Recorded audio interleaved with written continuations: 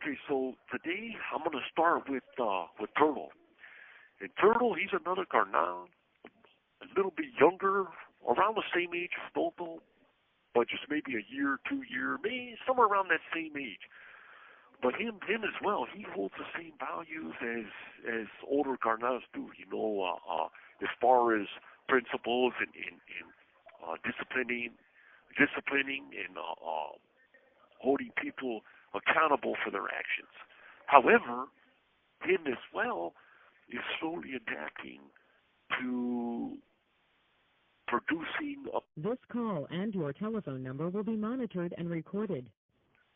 He's slowly adapting to vatos that produce, opposed to vatos with the heart and courage of a man, to what the clica wasn't originally based off of.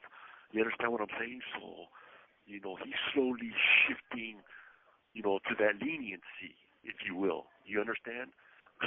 But like Toto, him as well, he was on the same yard. He was on Bravo yard, right there in Centinela when I got out of the hole. But prior to that, he was over there by himself, and this is before any of the other brothers drove up right there, and this is before Toto got there, Arnie, Boo Boo. Before any carnal got there, Turtle was over there by himself. And with that being the fact, everything that was being made right there, everything that was going on right there, was going directly to Turtle. So he didn't have to share nothing. He was making bank and running everything the way he saw fit, in the way he wanted to run it. Well, there was an incident with a camarada, and during this time, I was over there on C Yard. I was on C Yard, but when all this that I'm about to explain happened, but there was a camarada over there who basically was doing a transaction with another camarada, right? And this transaction was over dope and whatnot. And once vatos are strung out on that dope and dependent on, they go above and beyond in order to get that dope. They'll throw their own mother under the bus if they can. So this one particular individual, he decided to burn one of the camaradas, right? The camarada, was helping him out, doing whatever he was doing. But this camarada decided to burn him. And when it came down to burning him, Tony, it wasn't just a regular burn. He actually stole from this dude. You understand what I'm saying? So when that all came out, Turtle caught wind of it. And, it came to the point where Turtle pulled this dude to the side, along with the rest of the members from the mesa right there, and the dudes that were pretty much running the yard, the bloqueros, and the bloqueros were the cats that were in charge of each block, right? So let's say, for example, a bloquero for one block, he would be running that block. That's what they were called. So Turtle got with the mesa and had this individual, this thief, in hand right there during their little meeting, right? And it was said that Turtle gave this dude the ultimatum, Tony. He could either be blasted, right? Shanked, taken off on with a piece, or he could have his finger broken for stealing, right? And just imagine that, Tony, and any of the viewers out there. Imagine being approached by somebody giving you the ultimatum of either having your finger broke or being stabbed up. What would you do? You know what I'm saying? What would you do? And all this for stealing, okay? Now, I agree, stealing is the worst of the worst, point blank. There's no room for thieves. There's no room for robbing. There's no room for any of that sort of play right there. So I agree with the with repercussions, and I agree with being disciplined behind it, right?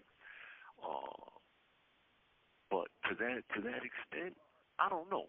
You know what I'm saying? I don't know. Uh, but apparently, this individual, man, he decided to take the breaking of the finger, right?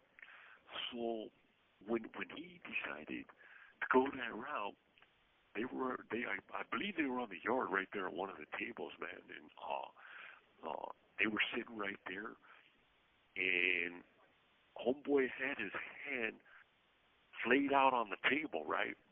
You know, like palm down, fingers spread out, hand wide open, and with that pinky finger, uh, Turtle, he grabbed that finger and bent that finger all the way back till you heard that sucker cry. This call and your telephone number will be monitored and recorded. You understand what I'm saying? And, you know, rather than being stabbed up, that's what happened to this thief. You know, and my thing is this, is that if you're gonna discipline somebody, and this is what I was talking about in my last session, you know, where's the communication at? You know what I'm saying? And like I said, I believe every thief should be disciplined and reprimanded. But you know, with the inmate being as is, and the camaradas serving that clica to the way they do, you know, where's the benefit of the doubt? I mean, he could have cleaned that up in other ways, or whatever. You know what I'm saying? But it just so happened that he decided to take this breaking of the finger. So when he got his finger broke, I heard from my understanding, this dude was, you know, a little scream came out. You know what I mean? And that was pretty much how that happened with that. But he was walking around with the what do you call those? Splint, with a splint on his finger. You know. As the result of him breaking that guy's finger, what was the guy's reaction? You know, did he kind of hang his head low? Was he somewhat ashamed of the fellas? You know, being around the fellas, the camaradas. Did the camaradas somewhat shame him? You know, or did they embrace him, or did they understand his situation?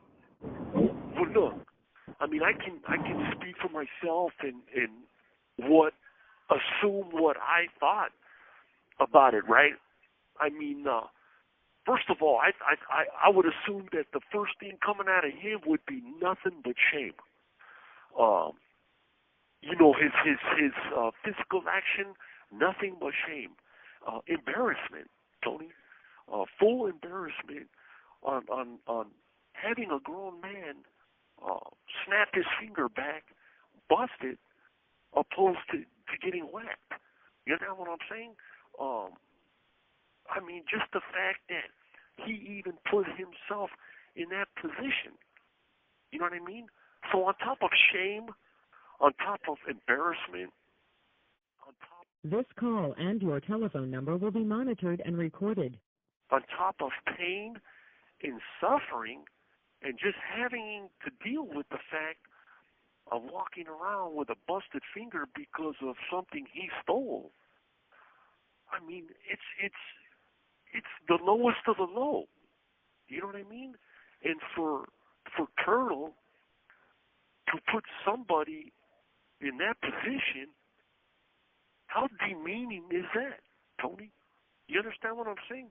How derogatory is that? You know, first of all, for Turtle to even have that power is ridiculous all on its own. And that power stems from that label that we talk about. You know what I mean? And again, what is that label? Exactly that, Tony. It's a label. It's a facade. It's a fraud in my eyes. You understand? And behind the representation and behind the work that that individual was putting in, and behind flaunting what the clica expects them to flaunt, this is the repercussion on what he did. And what he did was he stole something. You know, I don't agree with stealing. I'm against it from stealing from any person. I don't do that. I've never done that. You know what I mean? I don't agree with that. So yeah, I agree with repercussions and you know whatnot. You know, the prison world, it's hectic, it's chaotic. You know what I mean? But at the end of the day, you know, we're human beings. But see, that's where everything got lost, Tony, was in the fact of being traumatized by prison and being a human being. You understand? Dudes don't know how to act when situations like that come up. First instinct is to be violent, is to break fingers, is to stab somebody in his neck, is to take out another man's eyeball, is to kill and stomp on somebody's head until their brains are flowing out the side of their ear. You know what I mean? That's the first instinct, and that's the stigma that needs to be broke. You know? So for this individual, I imagine that I honestly hope that was an eye opener for him, in the fact that look what just happened to him. Yeah, he messed up. Yeah, he did wrong.